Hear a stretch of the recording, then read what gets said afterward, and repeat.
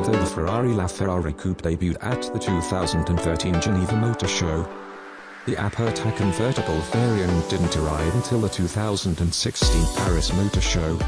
And, like other cars on the market, the convertible LaFerrari demands a nice premium over the standard coupe.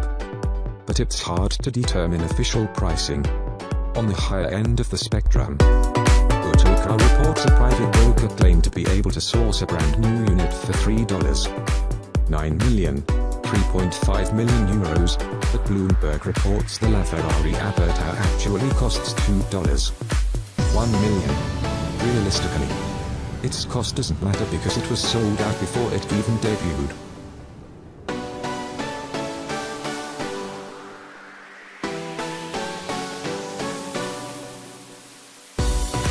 It's quite possibly the most attractive convertible ever created, and what makes the Pagani Huayra Roadster even more impressive is that it weighs less than its coupe counterpart. This is extremely rare when it comes to convertibles, as they tend to weigh more than their coupe versions.